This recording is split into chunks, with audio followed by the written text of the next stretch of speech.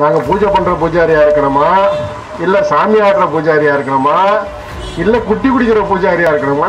மலிவு விலையில் இலவசமாக சர்ச்சுக்கு மசூதிக்கு நீங்கள் கரண்ட் கொடுக்குறீங்க. ஆனால் கிராம கோயிலுக்கெல்லாம் கமர்ஷியல் ரேட்டில் கரண்ட் கொடுக்குறீங்க. இது எந்த விதத்தில் நியாயம்? பூசாரியாக பாருங்கய்யா, பூசாரியாக அரசியலாக்கிட்டா என்ன பண்ணுறது? இப்போ கிறிஸ்தவருக்கு நலவாரியை அமைச்சிருக்கீங்களா, அங்கே இருக்கக்கூடிய பாதுகாத்தெலாம் போய் திமுக அடையாள அட்டைன்னு கேட்பீங்களா? அவன் ஏற்கனவே திமுக தான் ஓட்டு போகிறோம், அது வேறு விஷயம். நாங்கள் ஒன்றும் அரசாங்கத்தில் பிச்சை கேட்கல, யாஜகம் கேட்கல. நாங்கள் எங்கள் உரிமை தொகையை கேட்கிறோம். ஒரு மதச்சார்பற்ற அரசாங்கம் ஒரு ஆலயத்துக்குள்ள நிர்வாகத்துக்குள்ள வந்ததே முதல் தவறு. HRNC கிடையாது. இன்னைக்கு 40,000 கோயில்கள்னு கணக்கு சொல்றாங்க. அந்த 40,000 கோயில்ல 10,000 கோயில காணலையா தேடிட்டு இருக்காங்க. HRNCல இருக்கக்கூடிய ஒரு பியூனுக்கு இருக்கிற சம்பளம் கூட அங்க இருக்க பூஜாரி கிடையாது. எனக்கு தெரிஞ்சு பல பூஜாரிகள் அந்த கோயில் முறையை விட்டு போகக்கூடாதுன்னா கிராமத்துல விவசாய கூலி வேலை பார்த்துக்கிட்டு ஆடு மாடு மேய்ச்சிக்கிட்டு இந்த ஒரு நேரத்தில் போய் கோயிலில் பூஜை பண்ணிக்கிட்டு இப்படித்தான் வாழ்ந்துட்டு இருக்கிறாங்க. நாங்கள் என்ன அரசாங்கத்திட்டே பணம் கேட்கிறோம்? இது எங்க பணம்? இந்துக்கள் பணம். எங்க மூதாதையர் எழுதி வைத்த சொத்து. உங்க 85%ல அவங்க திராவிட மாடல்ல நாங்க இருக்கோமா இல்லையான்னு எங்களுக்கு தெரியல. நாங்க பூஜாரிகளுக்கு எப்படி நிகழ்ச்சி நடத்தணுமோ அப்படிதான் நடத்துறோம். இது VHPயா இருந்தா அது மாதிரி நடத்துவோம். பூஜாரியா இருக்கும்போது பூஜாரியோட குணத்தோடய நிகழ்ச்சி இருக்கணும் இல்லையா? பூஜாரிக்கு 2 விதமான குணமும் இருக்கும். ஒன்று பூஜை செய்கிற குணம் இருக்கும், இன்னொன்று சாமி ஆடுற குணமும் இருக்கும். சில பூஜாரிலாம் இருக்காங்க, பலி சம்பிரதாயம் உள்ள கோயில்லாம் பூஜாரி இருக்காங்க. எப்படின்னா குட்டி குடிக்கிறதுமாங்க, ஆட்டுக்குட்டியை குடிச்சிங்கன்னா கழுத்தை எடுத்து கடிச்சு ரத்தத்தை குடிச்சிருவாங்க. அப்படியும் பூஜாரி இருக்காங்க. ஆனால் எந்த குணத்தோடு நாங்கள் இருக்கணுங்கிறது அரசாங்கம் தான் முடிவு செய்யணும். நாங்கள் பூஜை பண்ணுற பூஜாரியாக இருக்கணுமா, இல்லை சாமி ஆடுற பூஜாரியாக இருக்கணுமா, இல்லை குட்டி குடிக்கிற பூஜாரியாக இருக்கணுமான்னு பார்க்கணும். நாங்கள் ஒன்றும் அரசாங்கத்தில் பிச்சை கேட்கல, யாஜகம் கேட்கல. நாங்கள் எங்கள் உரிமை தொகையை கேட்குறோம். நீங்கள் பெண்களுக்கு உரிமை தொகை தரேன்னு சொன்ன மாதிரி, அதாவது நீங்கள் அரசாங்கம் முடிவு செய்து கொடுக்குறீங்க. ஆனால் இது எங்களோட உரிமை தொகையே. ஏன் என்று சொன்னால்,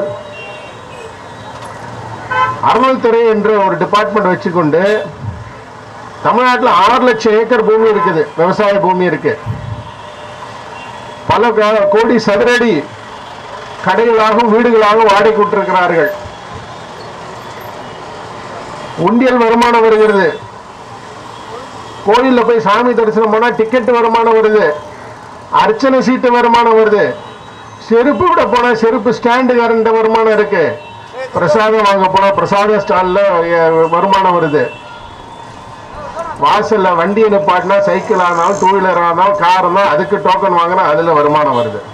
இத்தனை வருமானம் வந்தும் கூட பூஜை செய்யக்கூடிய பூஜாரிகள், அது கிராம தேவதை பூஜாரிகளா இருந்தாலும் சரி, பெரிய கோயில் இருக்கக்கூடிய சிவாச்சாரியர் பட்டாச்சாரியாரா இருந்தாலும் சரி, அங்க ஓதுவார்களா இருக்கக்கூடிய சரி, மடப்பள்ளியில் வேலை செய்யக்கூடியவராக இருந்தாலும் சரி, யாருக்குமே மாத ஊதியம் அரசாங்கம் கொடுக்கவில்லை. ஒரு மதச்சார்பற்ற அரசாங்கம் ஒரு ஆலயத்துக்குள்ள நிர்வாகத்துக்குள்ள வந்ததே முதல் தவறு. ஆனா இது ஒரு 50-60 வருஷமா விட்டுட்டாங்க எல்லாரும் சேர்ந்து. அப்படி ஆலயத்துக்குள்ள நிர்வாகத்துக்குள்ள வந்த ஒரு மதச்சார்பற்ற அரசாங்கம் இந்த பணத்தெல்லாம் வச்சுக்கிட்டு அந்த கோவிலை உயிருடன் வைத்திருக்கப்படுறது யாருன்னா பூஜாரி தான். குழந்தையும் தெய்வமும் கொண்டாடுற இடத்துல இருக்கும். எங்க பூஜை நடக்குதோ அங்கதான் சாணத்தியம் இருக்கும், அங்கதான் தெய்வம் அருள்பாலிக்கும். மற்ற இடத்துல அருள் பாலிக்காது, அங்க கல்லு தான் இருக்கும். பூஜை நடக்கணும்னா சுவாமி எங்க பூஜை நடக்கணும் அங்க போயிடுவாரு. HRNC கிடையாது. இன்னைக்கு 40,000 கோயில்கள்னு கணக்கு சொல்றாங்க. அந்த 40,000 கோயில்ல 10,000 கோயில காணலையா தேடிட்டு இருக்காங்க. ரெஜிஸ்டர்ல இருக்குது, அதுக்கு EO இருக்கிறாரு, பேங்க் அக்கௌண்ட் இருக்கு, சொத்து இருக்கு, ஆனா கோயில் இல்லை. 10,000 கோயில காணல. எனக்கு யாரு சொன்னார்னா, H. ராஜா அவர்கள் அந்த ஆலய மீட்புன்னு சொல்லிட்டு ஒரு அமைப்பு நடத்தினார். அப்ப RTIல போட்டு விசாரிச்சு ஆட்கள் போய் பார்த்தபோது ரெக்கார்டுல இருக்கு, ஆனா அங்க போனா கோயில் இல்லை. அங்க என்ன இருக்குன்னா கடை இருக்கு. இதுதான் இந்த டிபார்ட்மெண்ட் கையில போனது பலன். ஏன்னா அங்க இருக்கக்கூடியவர்கள் அதை நிர்வாகமாக பார்க்கிறார்களே தவிர இதை ஒரு ஆன்மீகமான அருட்பணியாக பார்க்கவில்லை. நான் ஒரு ஆன்மீக பணியாக செய்யணும்னு நினைக்கிறவன் அது மாதிரியான ஒரு சிந்தனை இருக்கும், அது மாதிரியான செயல்பாடு இருக்கும். இது ஏதோ ஒரு ரெவன்யூ டிபார்ட்மெண்ட் மாதிரி இந்த சொத்தெல்லாம் நிர்வாகம் பண்ணுற மாதிரி ஏதோ பண்ணிகிட்டு இருக்காங்க. அது கோயிலில் பூஜை நடந்தாலே இந்த சொத்து வரணும், இந்த வருமானத்தை மட்டும்தான் அவங்க மையமாக வைத்திருக்கிறார்கள். ஆனால் வரக்கூடிய வருமானங்கள் எல்லாம் பூஜை செய்யக்கூடிய பூஜாரிகளுக்கோ அந்த கோயிலில் இருக்கக்கூடிய சிற்பந்திகளுக்கோ உள்ளே இருக்க HRNCயில் இருக்கக்கூடிய ஒரு பியூனுக்கு இருக்கிற சம்பளம் கூட அங்கே இருக்க பூஜாரி கிடையாது. இது HRNCக்கு. அதே நேரத்தில் கிராம பூஜாரிகளை பொறுத்தவரையும் எல்லாரும் வறுமை கோட்டு கீழே வாழக்கூடியவர்கள். அவங்களோட பரம்பரை எல்லா சமுதாயத்திலும் இருக்கிறாங்க. பட்டேல் சமுதாயத்துக்குன்னு தனி கோயில் இருக்குது, அவங்க சமுதாயத்து ஆட்களே பூஜாரியாக இருப்பாங்க. அதே மாதிரி எல்லா சமுதாயத்துக்குமே அவங்கவுங்க சமுதாயத்திலே சில குடும்பங்கள் பூஜாரிகளாக இருப்பார்கள். அவங்களுக்கு அந்த பூஜை முறை இருக்கிறது, அந்த பூஜையை தொடர்ந்து செய்து கொண்டு இருக்கிறார்கள். வறுமையில் இருக்கிறாங்க. அது என்ன பண்ணுறாங்க? அவங்க வீட்டில் சமைக்கிற சாப்பாடு எடுத்துகிட்டு வந்து அந்த ஒரு அரைப்படி சாப்பாடை கொண்டு வந்து சாமி நிவேதியம் பண்ணுறாங்க. ஏதாவது திருவிழா காலத்தில் ஏதாவது வரக்கூடிய புடவை, சாமிக்காக வரக்கூடிய வஸ்திரங்களை வச்சு வருஷம் பூரா துவைச்சி வச்சு போட்டு இதை பண்ணுறாங்க. எனக்கு தெரிஞ்சு பல பூஜாரிகள் அந்த கோயில் முறையை விட்டு போகக்கூடாதுன்னா கிராமத்தில் விவசாய கூலி வேலை பார்த்துக்கிட்டு ஆடு மாடு மேய்ச்சிக்கிட்டு இந்த ஒரு நேரத்தில் போய் கோயிலில் பூஜை பண்ணிக்கிட்டு இப்படி தான் வாழ்ந்துட்டுருக்குறாங்க. இன்றைக்கி ஆட்சிக்கு வந்து 2 ஆண்டு காலம் ஆச்சு.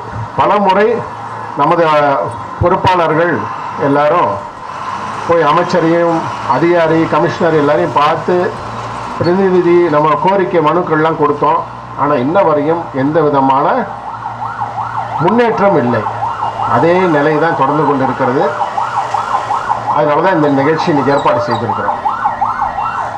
எனக்கு மிகப்பெரிய வருத்தம் என்னென்று சொன்னால், இந்த நாட்டில் இன்னைக்கு இஸ்லாமிய மதம் இருக்கிறது, அவர்களுக்கான ஜமாத்து இருக்கிறது, அவர்களுக்கான மசூதி இருக்கிறது. அந்த மசூதியில் இருக்கக்கூடிய வருமானங்கள்லாம் அந்த ஜமாத்து தான் அந்த சமுதாயத்துக்காக பயன்படுத்துகிறது. நீ கிறிஸ்தவ மதம் இருக்கிறது, சர்ச் இருக்கிறது, சர்ச்சில் வருமானம் வருகிறது, அதை அங்கே இருக்கக்கூடிய சபை என்று சொல்லக்கூடிய டயசிஸ்காரர்கள் தான் முடிவு செய்கிறாங்க. கிறிஸ்தவ சமுதாயத்துக்கு அதை செலவு செய்கிறாங்க. ஆனால் ஹிந்து மதம் இருக்கிறது, ஆலயம் இருக்கிறது, கோடிக்கணக்கான ரூபா வருமானம் வருகிறது. ஆனால் அது எங்கே போகுதுன்னு சொன்னால் ஒரு மதச்சார்பற்ற அரசாங்கம் அதை முடிவு செய்கிறது. ரொம்ப கேட்டால் நாங்கள் எல்லாம் பேங்க்கில் டெபாசிட் போட்டு டெபாசிட் போட்டு வைங்க, தப்பு இல்லை. வர வட்டி காசு எடுத்து செலவு பண்ணுங்க.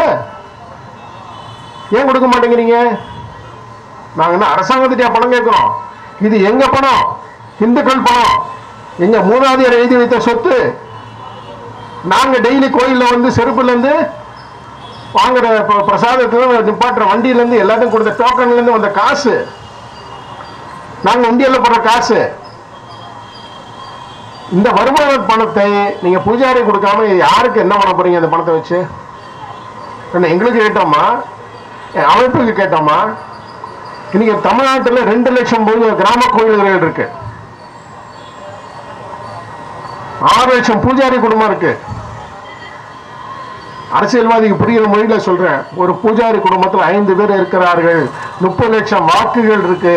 ஆட்சி மாற்றத்தை ஏற்பாடு அளவுக்கு நம்மகிட்ட சக்தி இருக்கிறது. நாளைக்கு பூஜாரிலாம் முடிவு பண்ணி போட்டாங்க. இன்னைக்கெல்லாம் தேர்தல் எப்படி ஜெயிக்கிறாங்க? எம்எல்ஏ எலெக்ஷன்ல 2000 ஓட்டு 3000 ஓட்டுலாம் ஜெயிக்கிறாங்க எல்லாரும். அது கோடிக்கணக்காக செலவு பண்ணிக்கப்புறம், ஓட்டுக்கு 1000 2000 செலவு பண்ணிக்கப்புறம் 2000 ஓட்டு 3000 ஓட்டுலாம் ஜெயிக்கிறாங்க. ஒரு தொகுதிக்கு 3000 4000 பூஜாரி ஓட்டு 5000 பூஜாரி ஓட்டுன்னு ஒரு தொகுதியில் இருக்கு. நாளைக்கு மாற்றி போட்டால் என்ன தேர்தலில் என்ன முடிவு வரும்? அதெல்லாம் யோசிக்கணும். எங்களுக்கு அது மாதிரிலாம் நெருக்கடி கொடுத்து அப்படி ஒரு தப்பான முடிவுகள் எடுக்க வைக்காதீர்கள். நாங்கள் அரசியலுக்கு அப்பாற்பட்டு வாழ்ந்து கொண்டு இருக்கிறோம், ஆன்மீகத்தோடு வாழ்ந்து கொண்டு இருக்கிறோம். அந்த சிந்தனைகள் எல்லாம் மாற்றம் ஏற்படுத்தக்கூடாது. அரசாங்கம் பொறுப்போடு நடந்து கொள்ள வேண்டும். நீங்கள் சொன்ன வாக்குறுதியை தான், நீங்கள் என்ன வாக்குறுதி கொடுத்தீர்களோ அந்த வாக்குறுதியை நிறைவேற்றுங்கள். ஆனால் அன்று நாங்கள் 5000 கோரிக்கை வைத்தோம், நீங்கள் 2000 சொன்னீர்கள். இன்று எங்கள் கோரிக்கை 10000. ஏன்னா விலைவாசி கூடியிருக்கு. கொரோனா காலத்துக்கு அப்புறம் எல்லா விலைவாசியும் டபுள் ஆயிடுச்சு.